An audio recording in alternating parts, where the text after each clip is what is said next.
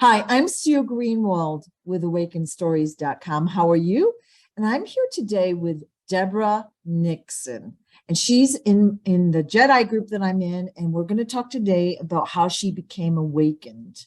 And it seems like it's going to be a super interesting story. Hey, Deborah, how are you? I'm great. How are you Excellent. today? Excellent. I'm good. I've been busy. It's all exciting. I can feel the energy moving and shifting, and I'm so happy about it. Yeah. Yeah. So I'm going to ask a whole bunch of questions, kind of like, starting off with your childhood and like what happened. And, you can disclose as much as you're comfortable. And what I like to do is really just show the viewer how, the traumas in this case that you went through helped you to awaken and just kind of get a baseline story out there. And I know you've had a lot of experiences, so we'll probably talk about some of them in more depth in another video, but it seems like this is going to be super interesting. So can you tell me a little bit about your childhood, like how you grew up, maybe even where, if it was a happy home, any religious upbringing, that kind of stuff? My grandfather was a First Church of God minister. Very strict. Didn't show your feet.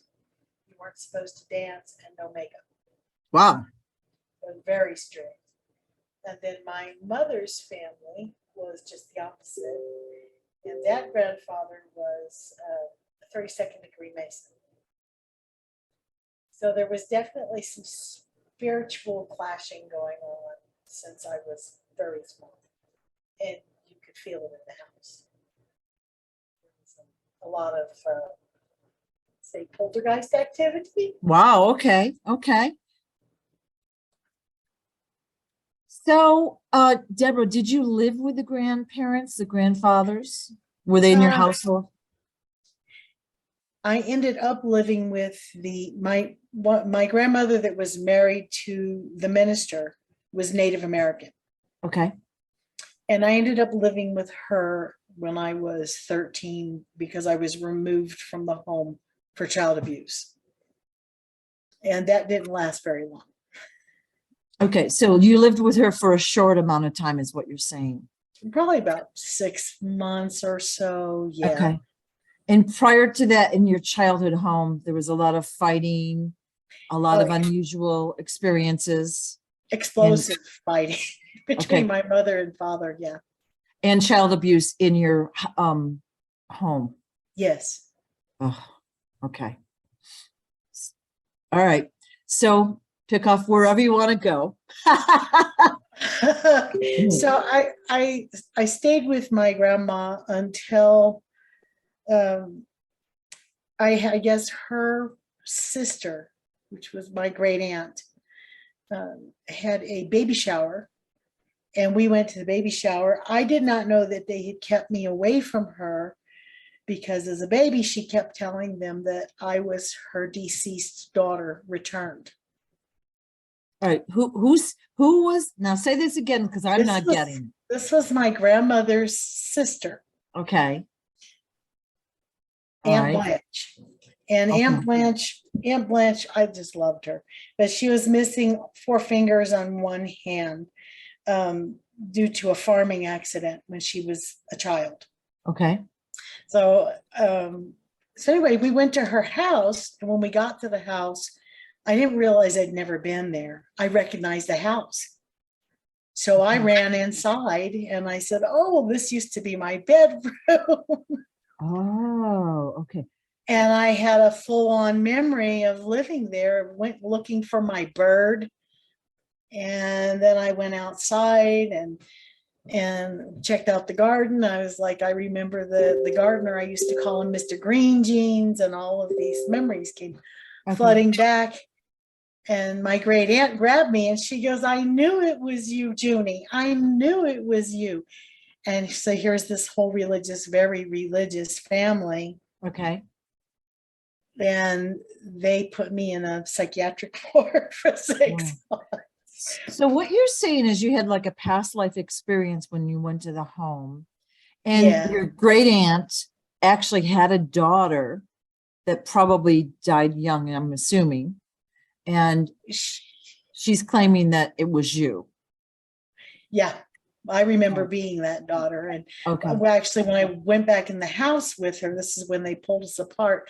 I hopped up in her lap and I'm rubbing those where she'd had her fingers cut off. I called it rubbing her nubbins. And I said, I'm rubbing your nubbins because they get ghost pains. Yeah. And I would rub her fingers, and I remembered. So I sat in her lap and I was just rubbing her fingers. And she said, I knew it was you, baby. I knew it was you. And we just hugged and loved each other. Well, the whole family was just distraught. So you were 13, and so after that I was 16. 16, they put you in. No, I wasn't. You're right. I was 13 when that Okay. happened. You're right. Okay. So then they put you in a psychiatric center? Yeah, they put me in a psychiatric ward in downtown Washington, D.C. for 6 months. I was only supposed to be there for 6 weeks for, what they call it? It was for, I guess, just to see how I was doing with all the abuse and the. Like an evaluation. Yes. Okay. And my father's insurance covered it for 6 months completely. And I remember saying, oh, I'm at my 6 weeks. I'm going home now.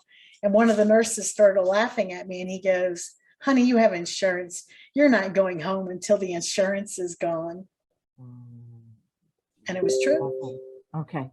So when you're in the psychiatric center, were you treated well or was there abuse there? They had to lock me in my room because I was a virgin and all the boys wanted to get to me. They actually carried me down to the showers and they kept putting me in hot water and cold water and hot water and cold water, trying to break me down. And well, it's needless to say, one of the nurses finally heard me and came down there and got me. And he told me, he said, I'm sorry. He said, they're wrong, but I have to lock you in your room. So the orderlies put you in hot and then cold water? No, the patients. It was co-ed.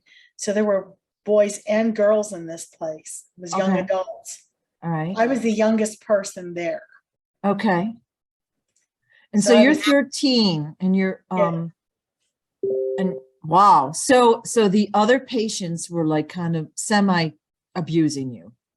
Yeah, they were teenagers up to like 18, 19 years old. Yeah. So they were, well, you're a virgin. And they had all decided one day that they were going to take me to the showers and pass me around. And like a bad party favor. I was not gonna. Wow. You know, I got to say, when I was 12, I was extremely stupid and innocent. I didn't know anything. Like nowadays, it's on every TV show, but that's crazy. That's crazy. So you were there for, you say, 6 months? Mm-hmm. Okay. Yeah. And then what happened? I spent a lot of time in my room, a lot. So I just dove into the books. I'm pretty smart. So I just dove into books. Yeah. So where did you live after you got out of the psychiatric center?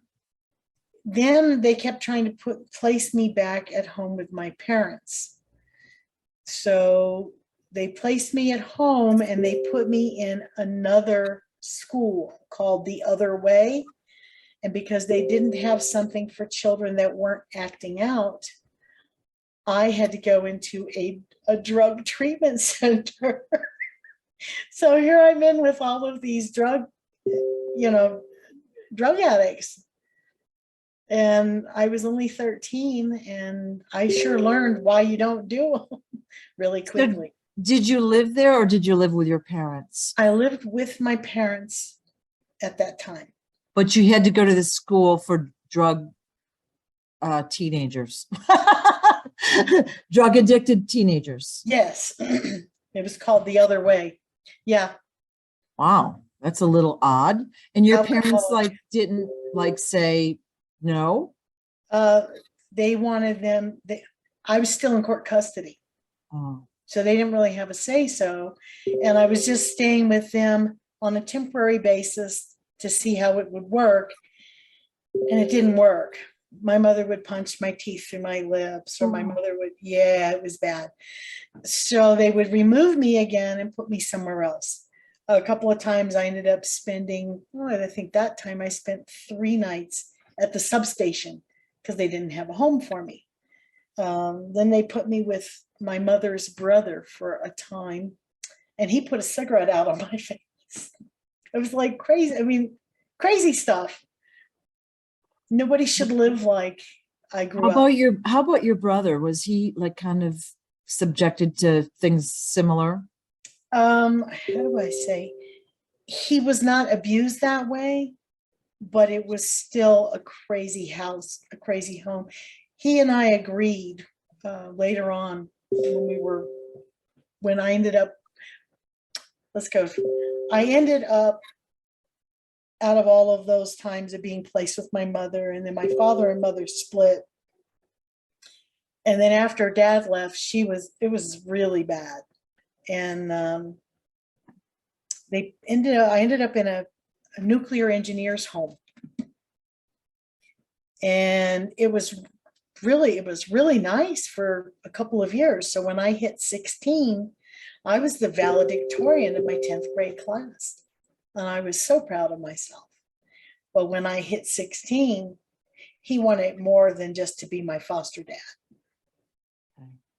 Okay. And I wasn't going there. And I told him, I said, hey, these are the rules. My pants don't come off, and your hand never touches my ass.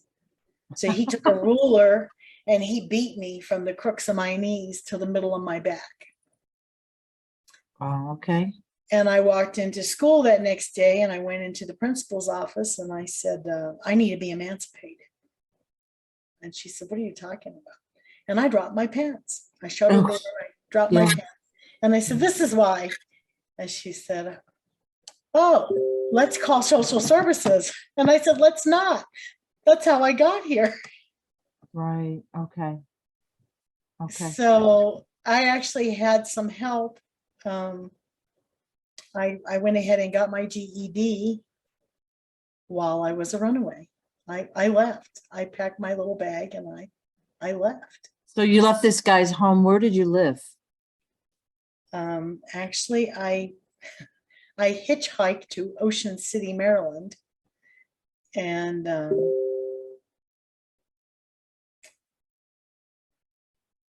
I met a biker who said,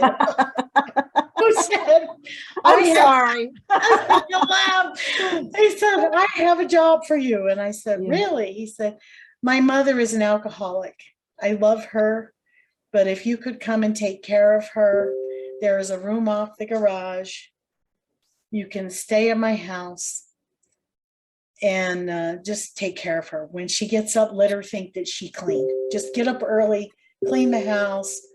Don't let her know that you're doing it, but she's going to kill us if she keeps giving us raw sausage and spaghetti sauce. Ooh, okay. So you kind of live there for a while. Yeah. Okay. All right. In the meantime, go ahead. In the meantime, I don't know how. I had to have been an active daddy because my father found me. Oh. And he asked me if I wanted to come home and finish growing up. And at first I was a little scared because he had been kind of violent too. But I went to visit him and I ended up moving back home. And I did finish growing up with my father and my brother. Okay. Okay.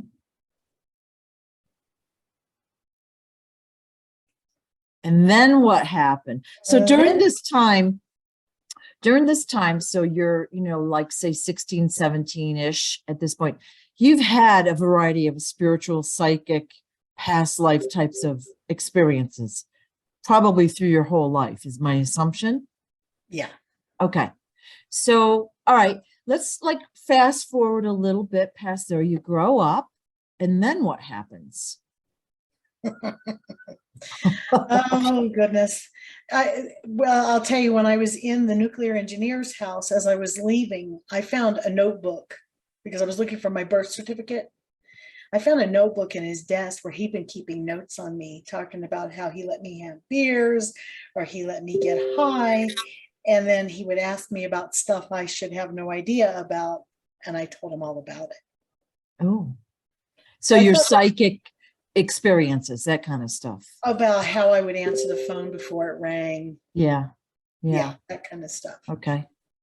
All right. So did you keep that notebook? No, I didn't. Okay. Yeah. All right. So what happened after you grew up at your dad's? Did you continue to live there? And then what happened? I stayed with my dad until I met my ex-husband. Okay. And he was kind of an unsavory character, but I thought he would grow up. He was a biker type. There's no surprise there, though, because you came from an abusive household, and that's probably what your consciousness would allow, right? At the Probably time. so. Yeah. Well, we both, I drank a little bit too much, and so did he. And Yeah. then I got pregnant. And I was ready to not even tell him because he's, like I said, he was an unsavory character. Right. Right. And I said, well, that's not right. So I told him, and we got married. And I had my son. And then it ended up being, how do you say, a difficult birth. I ended up having to have an emergency cesarean. And I wasn't supposed to have another child for at least 2 years. And I got pregnant with my daughter Oh, okay. pretty quickly. There's Yeah. like 16 months between them. Okay. When I refused to go to the doctor until I knew it was beyond The third month or so. beyond them being able to take my baby legally. Right. So when I went to the doctor, she says, well, what are you here for? I said, well, I'm pregnant. And she says, well, what makes you think that? And I said, believe me, I'm pregnant. She said, well, you're right, you are. So she checked me, and I was pregnant. She's, you're at least 4 months pregnant. And I said, yeah, I know. And she said, well, you can't carry this baby to term. And I said, well, I've already dreamed about the baby. The baby's fine. I'll be fine. The baby's fine. Daddy put the baby there, and you're not taking my baby. Right. So we had some stand on your head fights about you're not taking my baby. And I carried her full term. It was a struggle, but I carried her full term. And then the ex-husband and I were buying a house, our first house. And I can remember going in, I guess it was back labor. And I'm telling you, he was drunk as a skunk. He drove between the lines. He kept it between the gullies going home. So by the time we get home, because we were out in the middle of nowhere building this house in the country, we got back to what's Stafford, Virginia. It was still a half hour away from the hospital, and I had no phone. Oh. So I had to find a neighbor to call his brother and have his brother take me to the hospital. Okay. And so you delivered your daughter. Yeah, I Okay. did. And it's pretty hard having 2 little kids at the same time. Oh yeah, I'm assuming you did a lot of that alone. I did. Okay. And so then what happened? Well, the dream I had about the little girl, Right? it actually came to pass. I had dreamed myself running through tall grass with a German Shepherd dog and 2 little children with flying kites. And it actually happened. I was like, oh, this was the dream. Are you sure that's not Little House on the Prairie? No, it was just at the park. Okay, I'm just teasing. Some Yeah. tall grass. There I am running with the German Shepherd dog and these 2 little kids. Right. And I was so glad that I still had her with me. Right. Okay. So your dream came true. That did come true. So during this time frame, you're still having visions, intuition, psychic episodes, whatever you might want to call it. Oh yeah, he used to get really angry with me because I'd tell him, I said, if you don't slow down right now, you're going to get a ticket. And he goes, there's no place around. and then suddenly the car behind us that was unmarked would, and he'd get a ticket. And Yeah. he'd go, how did you know that? You, like, he thought I made it happen. Right. I didn't. I just Yeah. knew it was going to. Yeah. That kind of stuff. All right. So what else happened during that time frame? Actually, because of all of the, the poltergeist type activity that had gone on in my house as a child and then continued on through my life, I started getting into spiritual warfare. And it became very, very important to me because I get home from work one day and the ex-husband was drinking heavily and he's wielding a knife at me. He was 6'2". I'm 5 foot. I'm 5 foot tall.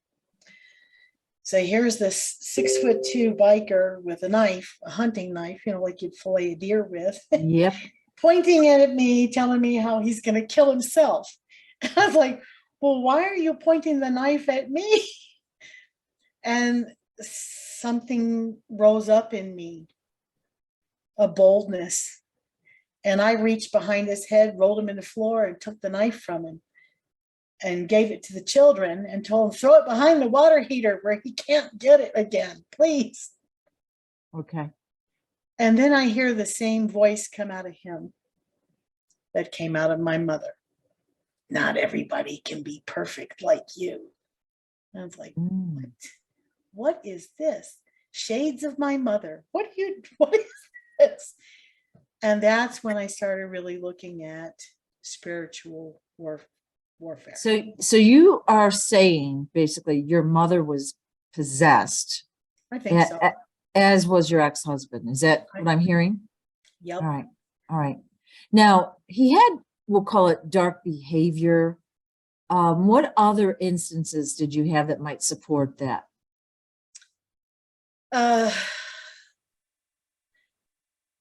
He drank to excess and then he would threaten to kill himself or kill others. He would forget to come home a lot. Of course, that was just bad behavior, but the dark behavior, he was very, very abusive. When I would not come pick him up because he'd been drinking, I told him, I said, call me before you're drunk, I'll come get you. If you've been drinking, I'm not taking part in that. I'm going to hang the phone up. So I'd hang the phone up. Then he'd call me back and tell me how he's going to cut me in little pieces. Oh. When he got there. And the kids witnessed this when you fought in person, I'm assuming. Oh yeah. Okay. Well, and he actually had slit his wrist, and I found him in the bathroom at one point, and I called the ambulance and the police, and they said, well, he's still coherent and we can't take him against his will. I said, you mean he can do this in front of my kids and you guys won't take him out of here? And they just didn't come out and try to help him? They came and they told me we can't take him because he refuses to go. Did they bandage him up? No. Oof. Okay. They left him sit there. He was combative. So they left him there in the bathroom bleeding. Wow. Okay, so what happened then? He lived. He lived. I wrapped him up. It was like, I thought they were going to come take this. I thought they would at least put him in observation for 24 hours or something, right? But that's not what happened. And it was when he would drink, you never knew what you were going to get. Right. It was just dark. And if he wasn't drinking, there was a 5-year period where he did not drink. And he was a decent man. But the minute that he was native, the minute you gave him fire water, he was not okay. Okay. All right. So, back to the possession, like you heard a voice come out of him that one time. Oh yeah. Did you hear that kind of voice multiple times? Only when he was really drunk. Okay. And that wasn't his voice. No, that was not his voice. Then I knew what I was dealing with. Okay. And it was funny because it happened during that recession where everybody was having trouble finding a job. And I was having trouble finding a job. So I got on my knees and I told Daddy, I said, like, yeah, I got to find a job. I have Right. to provide for my kids. Right. And I ended up bathing dogs for a grooming shop. And that lasted for a little while, and I learned pretty much how to groom. So the next job, I ended up working with women who were spiritual warriors. Ooh. And I used to watch the shop while they would go to Africa. Oh. So they used to go to Africa and they worked on demonic possessions. That Okay. was mostly what they did. They called it prayers of deliverance. So were they like missionaries, like They trying to were, convert people? well, they were missionaries, but they didn't belong to a church. Okay. There was no organized religion with them. And I asked them, how do you have the money to do this? And she says, when we're supposed to go, the money shows up. Oh, okay. All right. So did you work with them or did you just hang out with them? Both. All right. And did you start to learn more? I did. I learned how to stand against the demons. Okay. And I learned how to kick them out of my house and other people's houses. Yeah. Okay.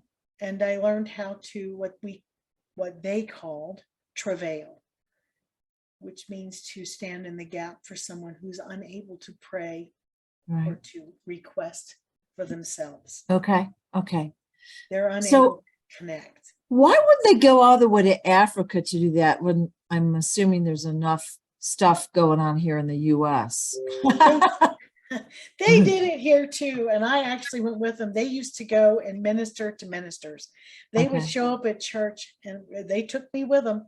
We would all go together, and she would take. Usually, she was what they called a. Even though she didn't belong to a church, she would go and talk to the ministers to get them back on track. If there Okay. was something worth redeeming in them, she would suggest to them that they come meet with her. And most of the time they did. They would go and talk to her. Okay. The churches she went to anyway. They weren't like these super mega churches. Usually it would be a little small church and she would talk to the pastor and he'd go have a meeting with her. And usually the prayers of deliverance were to seal you up from, how you say, generational curses. Okay. Okay. Or for things you did that left open places in you for you Right. to be attacked. Did they charge for that service? Nothing. Okay. All right. So how long were you hanging with this group? Oh, I think with them, I was probably with them about 3 years. Okay. So you learned a fair amount, I'm assuming. Yeah. Now you've already had all sorts of psychic, intuitive, premonition, past life types of experiences without anything, even as a young child. And then they kind of like helped you to understand things a little bit more, I'm assuming. Well, when things would happen when I was a child, my father would take the Bible and he'd just read. And nothing happened. It just got worse. Right. These ladies told me how to stand and how to pray or actually request for Daddy's protection. How to request these things leave your home because you do have the ability to tell them to get out. Right. Right. You Okay. do have the ability. Okay. So you're with them for 3 years, and then what happened? Well, then I started having visions about New Mexico. Okay, so you were in like Virginia then. Yep. Okay. So and I knew something was about to happen to my daughter. It was like a life or death situation that was presenting itself, and I knew I had to get her out of there, and that for some reason I needed to come to New Mexico. Okay. So packed the house, sold the house via the fax machine back then. That Ooh, was back in like 95. I had an attorney set up as a what do you call it? So they could power of attorney. power of attorney, so they could Right. take care of the selling of the house. Now, were you still married or did you get divorced I at that was point? still married. Okay. And how did your husband like you, like moving away, and like he didn't go with you, did he? Oh, he did. That was the Ooh, fleece. I laid a fleece before the Lord. That was what I had offered, because I didn't want this to be that I had decided this and made everyone part of it. I didn't Right. want it to be something that I had Right. created. So my fleece was that if we moved to New Mexico, that he would rent the truck and he would be the one that loaded it and let's go, All right. because we both worked for the same company. So I Okay. was still working, and he took off and rented a truck and loaded it. Oh, I was like, well, I guess that means we're going. okay. All right. And have you ever been to New Mexico before that physically? No, Okay. So you just like felt like going. Where'd you end up in, like, you were just drawn to go? my mother lived in Albuquerque Okay. at the time. So we came to Albuquerque. I said, yeah, I'd like to get to know my mom. It'd be kind of nice. And we bought a house I think a block and a half from where my mom's house was, Okay. because I hadn't seen her since I was very young. Remember, she was my estranged mother. Yes. So within 3 months, the little girl that my daughter rode the bus with, the two sisters, the Say's daughters, they were abducted from the bus and murdered. Oh, from the bus that your daughter rode. Yes. Now, you said that there was a life-threatening situation you saw for your daughter. Was this, so how did she get, like, how was she avoided? How did she avoid that situation? Because I moved her far away from there. I moved her to Albuquerque. Oh, you mean that's back in Virginia that happened? Yeah. Okay. Okay. So, oh my golly, how horrible. Those girls lived a mile from my house. They were the next stop on the bus. It's horrible. Horrible. So because you moved, your daughter was saved. Okay. Sorry to hear that. That's a horrible story. Well, and I only found out because I saw it on the news. Wow. Okay. And I was like, that must be what I kept feeling. Right. Somebody was watching my daughter. And yeah, that's horrible. Crazy. Yeah. And so you move to Albuquerque, you get a house near your mom. How does that go? oh, well, my mother had married a man who was 13 years younger and had children the ages of my children. Okay. And they're all in high school together. Okay.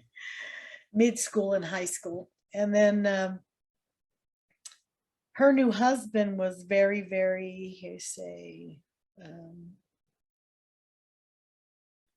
he didn't like people of color, any color. So bigoted. you would stay. Very, very bad about it. Probably Yeah. other races, other nationalities, the whole thing, right? My ex-husband was very native. Oh, okay. Okay, so anytime that there was any kind of strife in the family, he's calling my kids badass Indians. Oh, okay.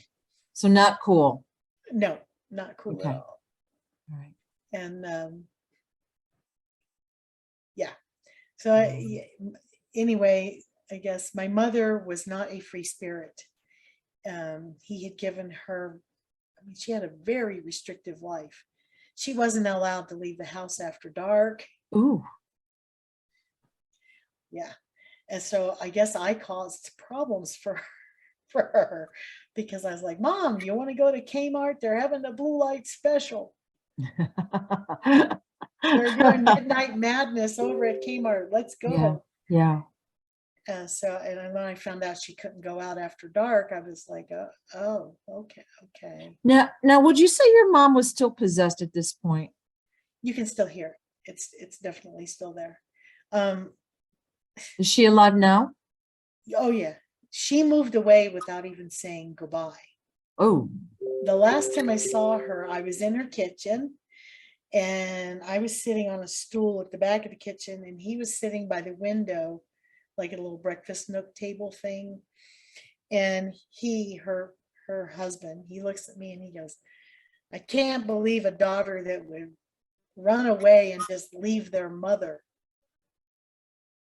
I'm thinking, she didn't tell them. She didn't tell them.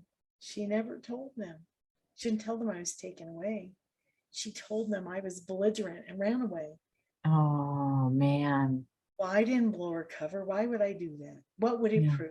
Yeah, exactly. So I just left her in peace. And I couldn't go back there anymore. And I talked to her on the phone a few times. I found out she moved, without saying goodbye. And I talked to her on the phone a couple of times and you could still hear it. I mean, she'd say things like, you never lived up to your potential. Like, okay, thanks, Mom. Wow. Okay. All right. So then your mom moves, and that must have been a shock / pretty sad, but logically you understand it, but it's still emotionally, sad. It's sad. So then what happened? So then the ex-husband, it became, I after I moved here, I was on fire. I needed to know more and understand more. I took on like 3 Bible studies at one time because I needed to understand the spirit and how it moved and how that I could walk in the spirit. I also played in a band that would go to the prison and play for the prisoners. Okay. So every Saturday night I had a captive audience. Funny joke. So it was great. I really enjoyed that part of it. Right. But the further that I got closer to spirit, to Daddy, the more alcoholic my ex-husband became. And it was to where there was a couple times, I don't know how he came home on that motorcycle. He was riding a motorcycle drunk as a skunk. He pulled up in the driveway. He fell over in the driveway and I heard him yelling for me. So I'd have to go out there and pick the bike up. Oh, that's so heavy. How did you do that? I had help.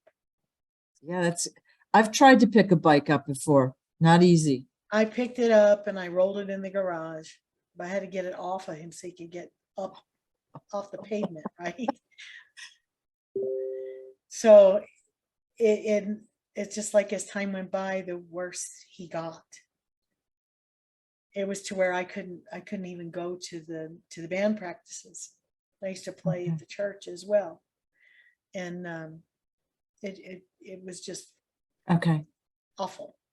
So when you left the house, his behavior would worsen. Okay. All right. Then what happened? Well, he became abusive enough that it was time for me to stand up and cut bait.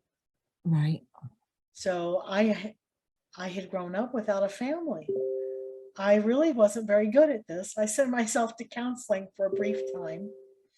And then I came home and I told him, you need, 3 strikes, you're out. He Right. started using meth and I could smell it, the chemically smell.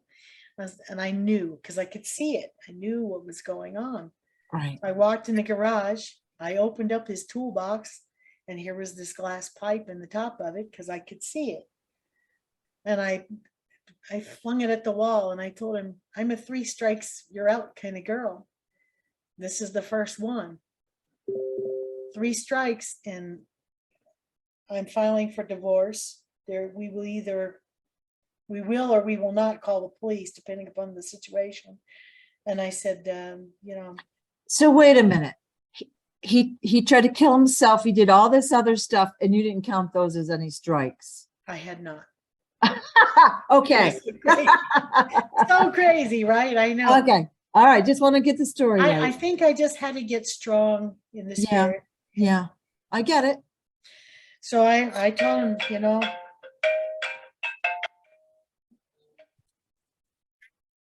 All right. So then what happened after that? The first strike was checked off. yeah, so that was the first strike. Okay. Second strike, my daughter called him to go and get drugs. Oh. And I heard the phone call. And I said, what is that? He said, well, I have to go protect her. And I said, from what? From drugs? So we got into a knockdown, drag out over that. And I still wasn't where I could get him out. It wasn't here yet. It had to be, I had to get the heart and the head together. Right. So my son actually had moved home by this time, the third strike. So basically both kids are like young adults and they're out of the household. Yes. Okay. My daughter was 19, I think. Okay. So she wanted to go get drugs and she asked her dad to go help her. Yeah. Oof. Okay. Yeah. So we get to a Saturday and I wake up in the morning and I remember looking at him and he was actually asleep in the recliner in the den. He was in the den. And I can remember looking at him, he was emaciated, he just had gotten so skinny from doing the drugs. And when I looked at him, I saw them. I saw the drugs. I didn't have to look for them. I knew exactly where they were. I saw them in his robe pocket in the bedroom. So I walked back to the robe and I reached in the pocket and there was the drugs. Okay. So I walked back out and I'm standing in the kitchen a distance away from him. And I said to him, this is 3 strikes. And I'm holding them up. And I said, 1 or all of these things 3 of these things are going to happen today. I said, you can leave nice or you can leave ugly. How do you want to go? I said, nice means I put these down the sink and you just leave. Ugly means I call the police. How do you want to do this? Because you're leaving here today. He pulled a gun out of the chair. And he's waving the gun around. I was just going to say how courageous that you had to be, and then this happened. So go ahead with the gun. I had no idea that he had a gun in the chair, but he's waving this gun around. And I was like, and I'm talking to Daddy. Like, when you get to the end of your rope, because I had lived in fear, he'd beat me. There had been all kinds of craziness had gone on. But when you finally decide that you're not living that way anymore, even if it costs you your life, you are not living like that anymore. So be it. You make a stand. And he had to leave. The next thing I know, he tells me, so I've got I've got to get my stuff. And he starts pulling pot plants out from underneath the house that I didn't know were there. Oh, He pulled a child's garden of grass from under the house. okay. So he takes his plants and he leaves. So I at this point I went ahead and got a restraining order because he was coming back to hurt me. Right. And so he left because he was afraid he was going to get in trouble for having those plants here. Right.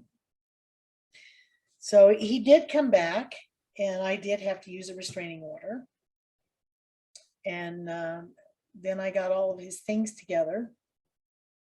And the funny thing was, I didn't expect it, but after I was married to him for 23 years, when I saw him in the driveway, even though I had a police escort bring him to get his things, my whole body started to shake like a leaf.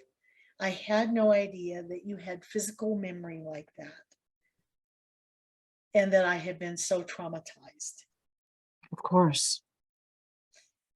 So I kept myself in counseling for a little bit longer, and I was very lonely. And I did not find my mate until, it was funny, after I wasn't lonely anymore. I really wasn't lonely. I was okay being alone. Okay. Daddy. So you found some inner peace after all of that. Well, I've got to think after all that trauma and abuse you've had your whole life, being alone was probably like a godsend, really. it was interesting. You have to have an adjustment period, but you found some peace. Well, I found myself like looking at the clock, and when it would get around 5 o'clock, when it was time for him to come home, I'd find myself wondering where he was, but I wasn't wondering where he was. I was wondering where he was. Was he going to come hurt me? And I was like, oh my God, all these years. Yeah. I was wondering where he was. And then, of course, the poltergeist activity, it hit one night, and it sounded like I had a freight train running through my hallway, and it was beating on my doors, and the bedroom door was shaking. And I had my I worked for an alarm company. I had my alarm remote in my hand. I kept trying to set my alarm off. Obviously, people had broken in, and they were gonna. Oh. So it sounded like a freight train, and things were shaking. It sounded like there was a whole bunch of people that broke in the house. Okay. And then I realized there wasn't people. Okay. I made myself get up out of that bed, open that door, and I marched out in that hallway, and I told them to get out of my house. Right. Get out now. This Right. house serves the Lord. Choose you this day. I choose. Get out. Right. And I opened the door, and the curtains went whoosh. Wow. And so your training with those ladies years before had come in handy. Oh, I'd say so. Yeah. All right. Wow. Okay.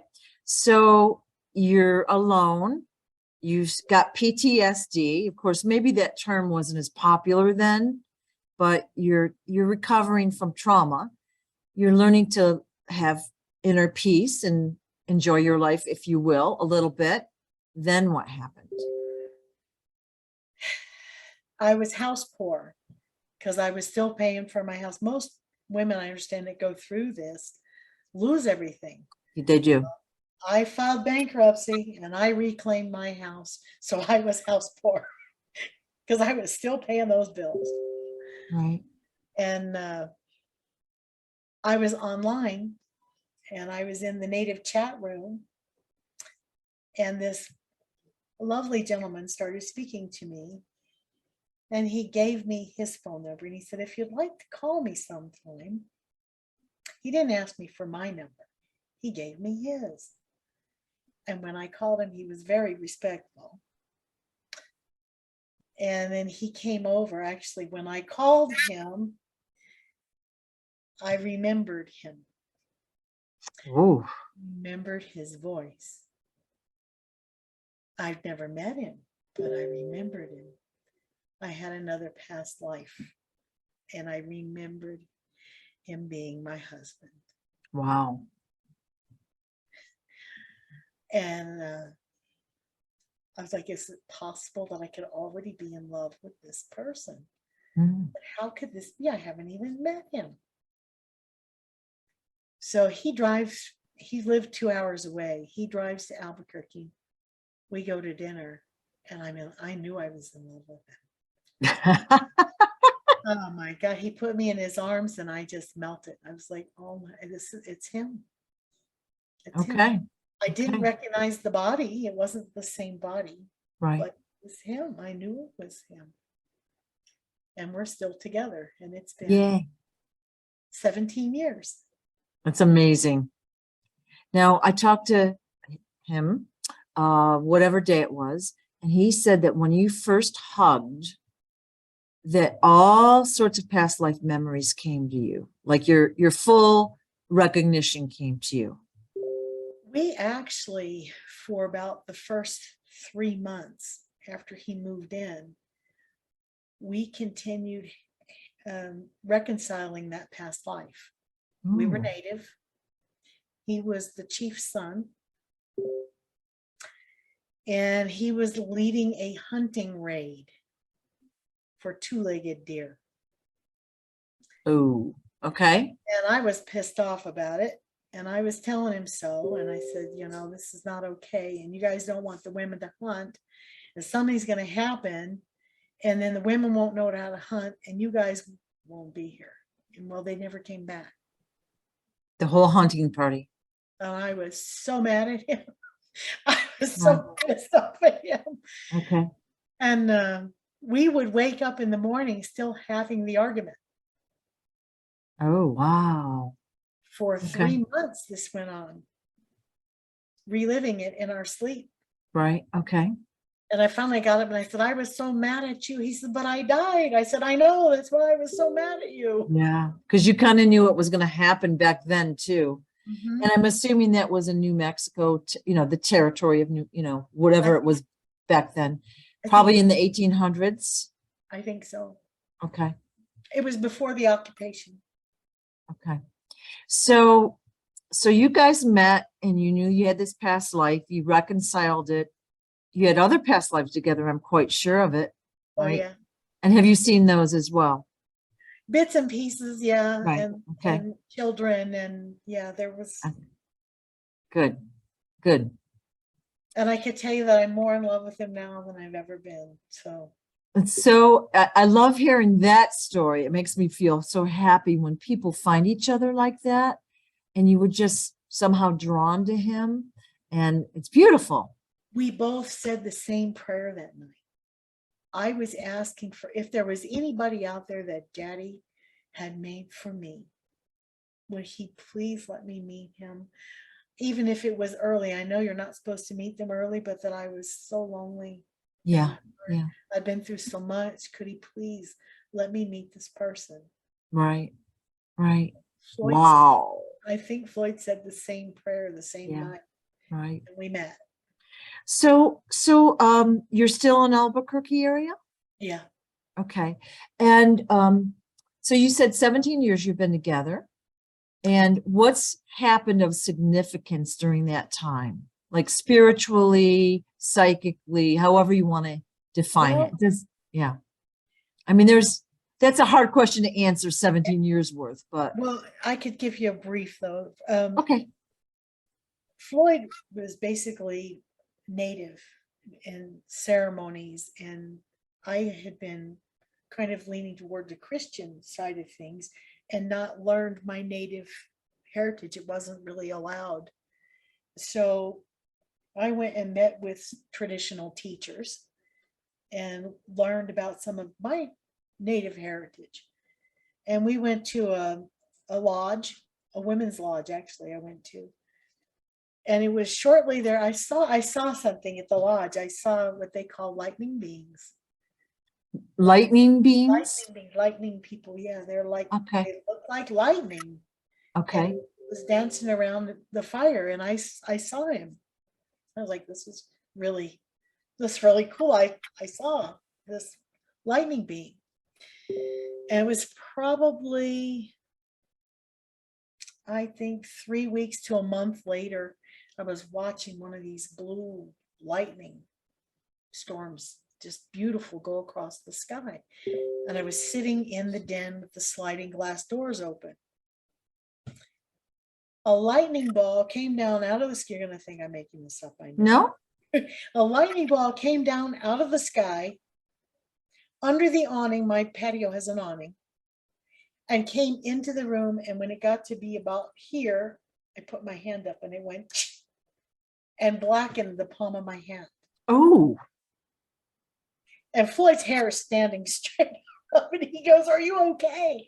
And I said, so was this from like a bolt of lightning up, like there was a thunderstorm and a little fragment comes down and boom, goes into your hand? Is that how it worked? like a plasma ball or what? I don't know what it looked like, a ball of lightning. Okay. And it came right up in the house, and the whole surface of my hand turned like soot, black. Okay. Was it painful? No. Okay. And I went like this, and I said, "I think I got a charge out of that."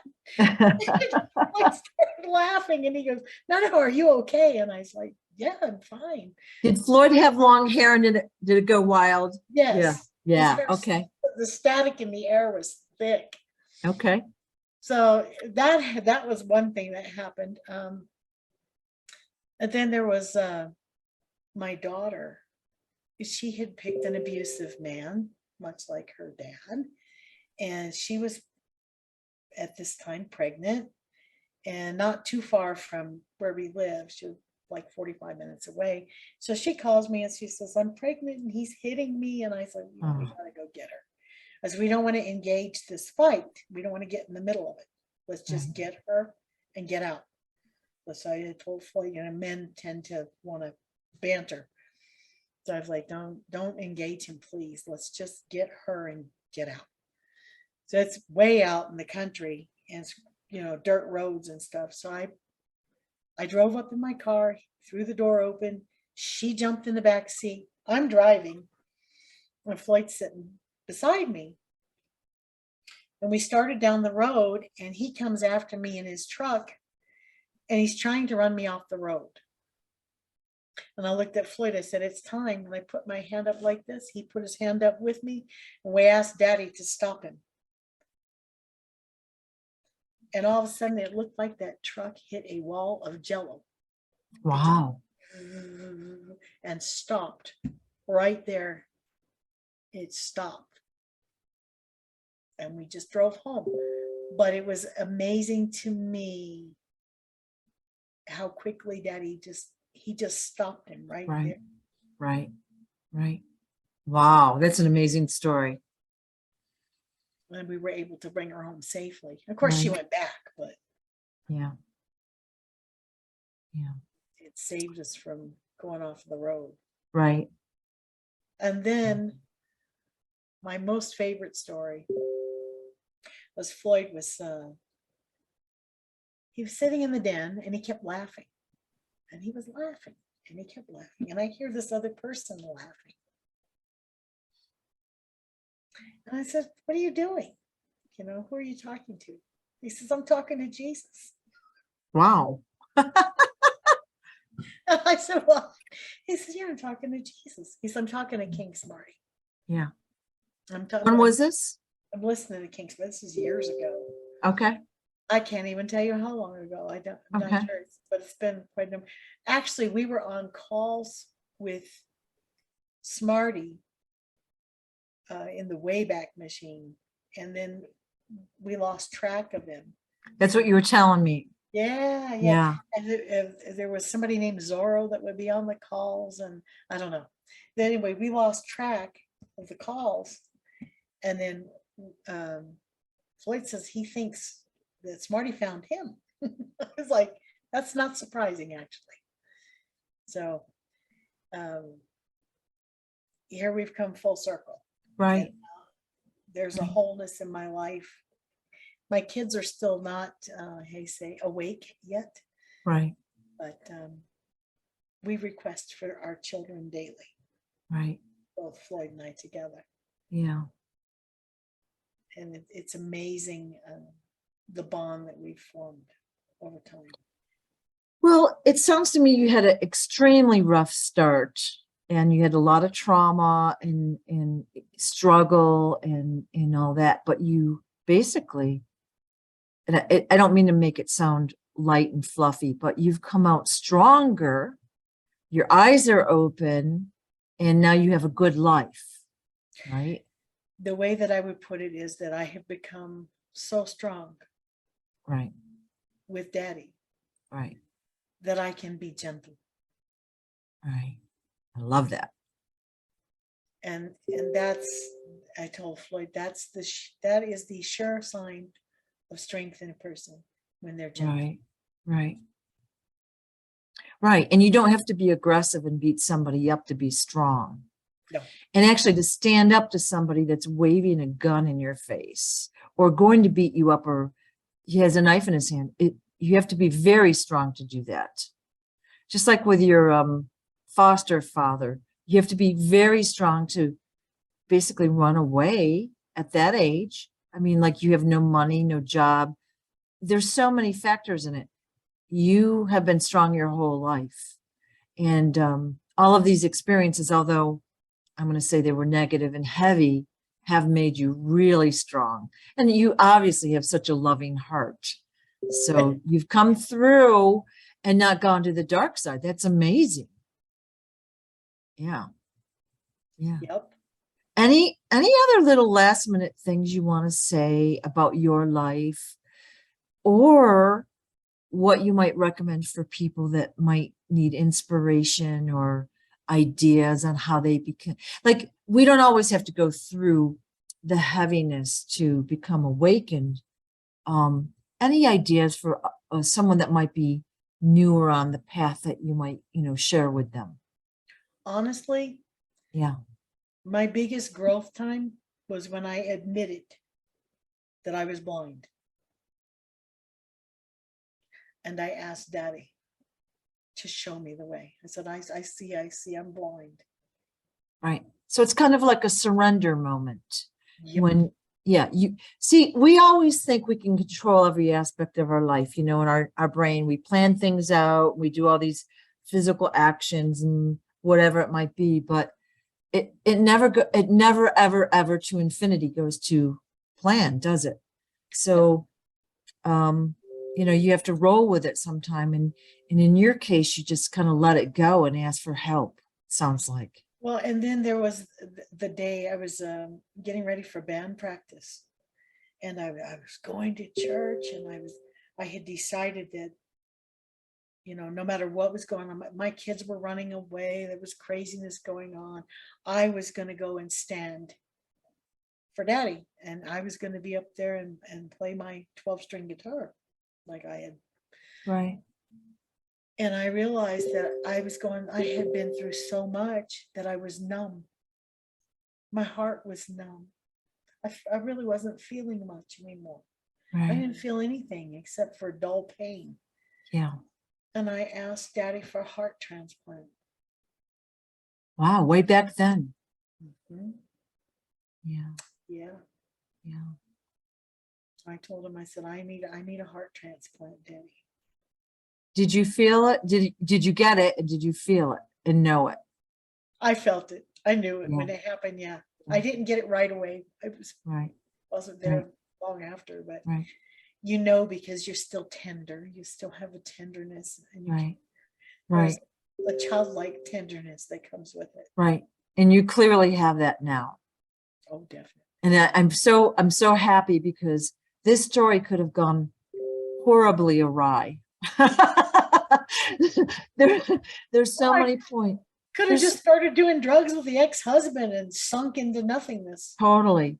And, for those that don't know, alcohol, a little alcohol is okay, but when you frequent dark places and with alcohol and drugs, you're literally letting spirits into your energetic field.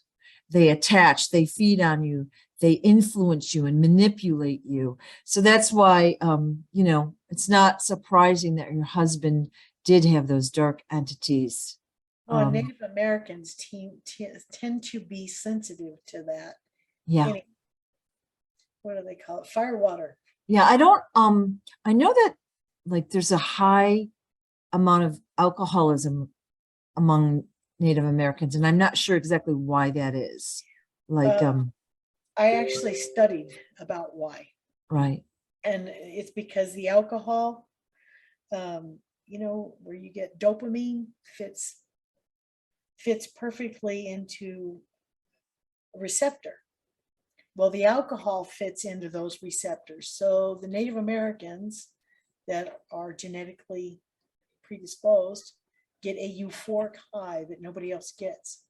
And they can drink more and not fall down. Yeah, like they could drink enough that somebody might be alcohol poisoned and go to the hospital and it won't kill them. So they basically have some sort of a genetic, their genetics are slightly different. Is that what you're saying? I'm telling you that for dopamine, they make just enough. And however the body is made, those receptors pick up alcohol in place of dopamine. Okay. Okay. So they have really large receptors because they make just enough dopamine. And so there is a difference. Okay. Okay. Americans. I did not know that. All right. Anything else you'd like to say before we close? I'm so excited about our future. Right. I'm so happy to be a part of what's about to happen. To unfold. Right. Right.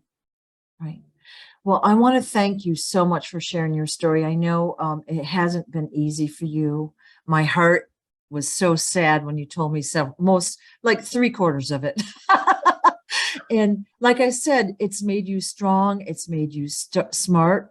You have your values, and you've stuck to your belief system, and you've grown. So I'm so happy that you're finding the light and not the dark. Well, and think about it now. Yeah. It could help anybody that was looking for it. Right. Right. And sometimes, like I said, people might listen to this video and they're going through a hard time, or they have these experiences. Hopefully what you've said will inspire them or educate them in some small way. So that's really the hope for doing these videos. There you go. So, all right. Well, thank you so much for your time, Deborah. I really appreciate it. And I thank you so much for being bold enough to share your story. Thank you, Sue. Thank you. Talk to you again soon. Bye-bye. Bye-bye.